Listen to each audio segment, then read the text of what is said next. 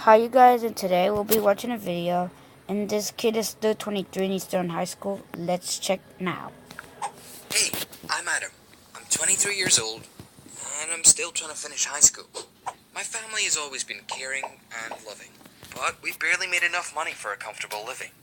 My dad worked several jobs just to keep us afloat, and my mum worked a lot too. I didn't even have enough time to think about my grades or school. I decided to find some unofficial work.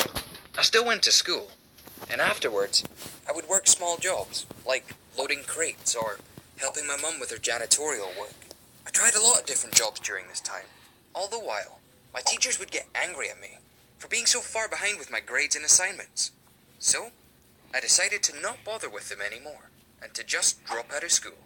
I had enough money to help my family, and I even had a little left over for myself. As soon as I turned 18, I found a job at a metal factory, and since, I've already had 2 years of work experience under my belt.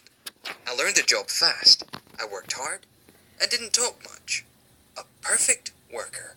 Soon, I got so useful that my boss let me browse through my phone while there was nothing to do. It was a big privilege. During my free time, I'd hang out with my friends, many of whom were musicians. So a lot of the time it was at concerts and, well, bars. My only passion was soccer.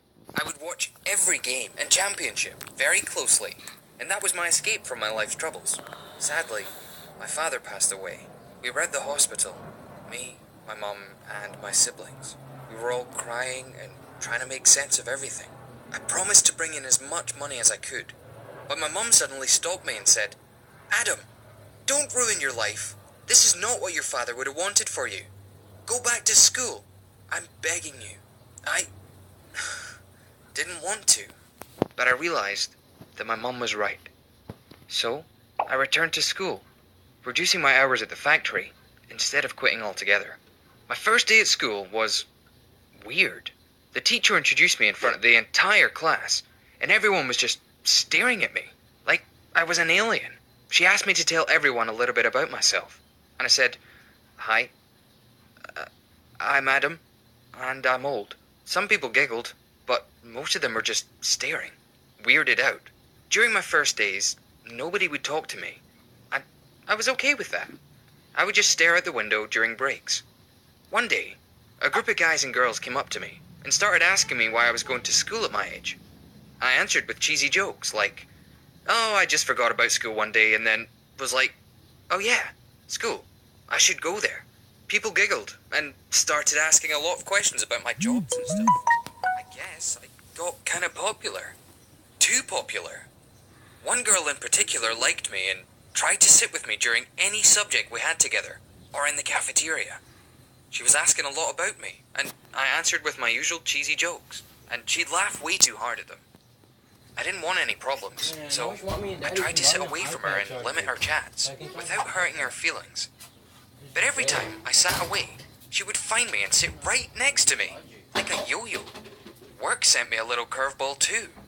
At my usual late shift, my boss came to me, patted me on the shoulder, and said, "Adam, how about a raise?" I said, "Yeah, that would be nice." And he told me how much I could earn. And then he ended with, "Of course, you'd have to return to work full time." I said I couldn't do that, because I had school. His smile immediately changed to a frown. "Okay, then you can't use your phone during your shifts anymore." Uh-oh. My grades at school weren't great, because I had to balance it with work. So I was failing everywhere, at school and at my work. I was waking up, going to school, then to work right afterwards, and I only slept for like 3 to 5 hours every day.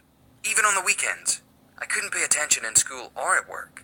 Teachers were understanding of my situation, but they also noticed how much this girl was clinging to me, and they were suspiciously looking at us every time we sat together. Also, every time I saw my boss at work, he would say something like, "You're getting slower, Adam. You should be grateful that I'm still letting you work here." After the 100th time of him saying something like that, I stood up and said, "Okay, bye then." As I was walking away, he followed me and saying, "Come on, Adam. You know you won't find anything better. You should be grateful for what you have." At this point, I snapped and shouted at him with some not very nice words. But his words stuck with me, like how he said, "You know you won't find anything better." I took it too close to heart and stopped going to to school too. Instead, I was spending a lot of time alone, and I'm shameful to say that most of this time was at bars. My friends started trying to get a hold of me, because at one point, I disappeared for an entire week. One day, they came to one of the bars I frequented. I guess I was pretty predictable. It was the best bar for watching soccer. They started asking what I was doing and why I wasn't answering my phone.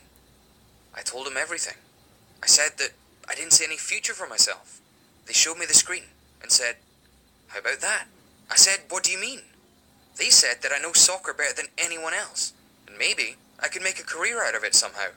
I thought about it and remembered that I wanted to be a sportcaster for my entire life. It was then that I decided that I wanted to finish school and study journalism, and I wanted to specialize in sports. I talked about this with my mum, and she was so happy to hear that I finally saw a path in my life, and that Dad would be really proud of me. The only thing he wanted for me was to be happy and to not have a life like he did. When I returned to school, my teachers were mad at me, and I was called to the principal's office. She asked me to just not disappear like that again. I told her everything, about work and my sleep cycle, and even about that girl that was making it difficult for me. She listened and was very understanding. She said that I could work as a janitor at our school after study hours, and that everybody would help me with it. But I had to show up and actually study. I agreed. It wasn't easy, but I studied hard and cleaned the school afterwards. I got much more sleep and kept okay grades. I kept doing it for 2 years, with mixed results. But I never missed a day of school, even when I was sick. And I'm almost finished with school now. I can't believe it. Everyone's so supportive of me and are trying to help me find a good college. My message to you is to keep believing that everything will be alright, even if it's really bad at the moment. Don't give up on your life. Share this story with anyone who's ever given up on themselves.